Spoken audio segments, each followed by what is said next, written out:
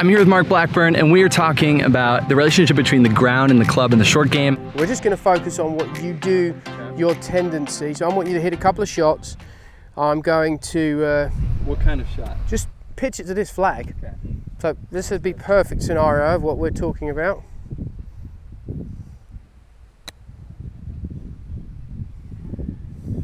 Pretty sporty. All right. Hey, that's not bad for a few months off. Oh no, it's fantastic. We can quit now, that's actually pretty sporty. All right, so just go ahead and I want you to hold still for 1 second. Okay, go ahead.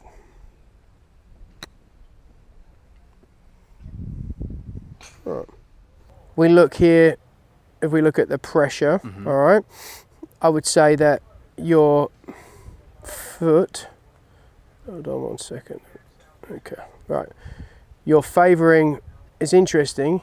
You probably feel like there's weight left, but it's showing more pressure on the trail side. So that's interesting. Again, so weight and pressure not necessarily. You could feel weight here, but you're inherently putting more of your pressure under your trail foot. Totally.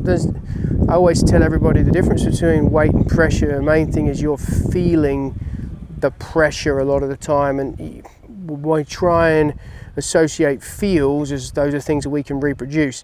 This just gives some objectivity to your feel. So let's kind of play that.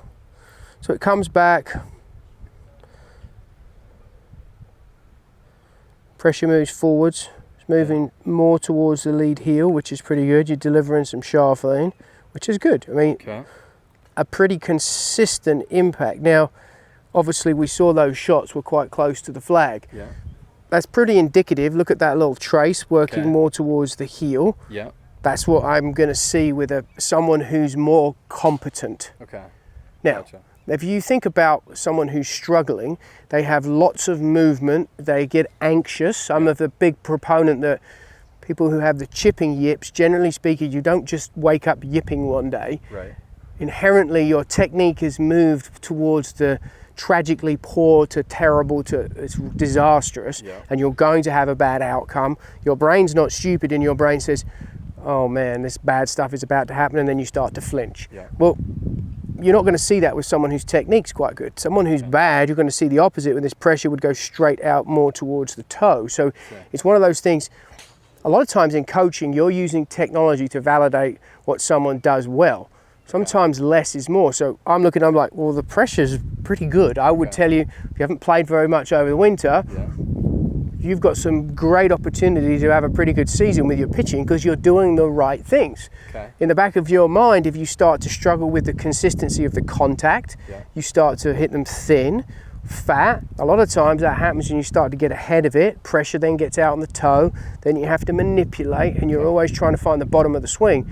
Better players are regulating the bottom of the arc, especially with these short shots, and they're making sure they don't move out into the ball. So it's a bit like from the body swing connection, early extension can be difficult, can cause players to be inconsistent. It's the same with pitching. You're trying to control the bottom of the arc.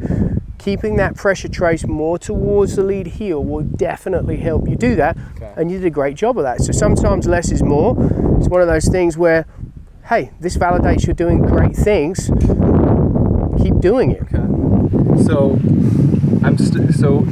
we saw that the pressure was on my trail leg, though. 100%. Well, even though you felt, so you're just pushing more down into the trail leg. Now, the other thing here a little bit, we're slightly tilted on a slope as well, which we're not 100% level.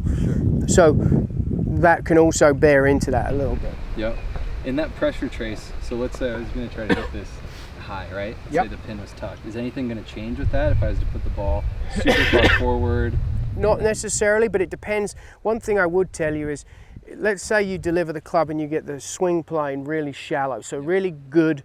When you want to really get it, and borrow this club a sec, when you want to get it really high, a lot of times you'll get the handle down, the trail foot will come back, and you'll lean the shaft backwards like this so that you can really throw it. Well, the argument might be if you're trying to get it out this way, it might kind of have a little bit more of a, if you like, a fish hook appearance, a bit of an arc.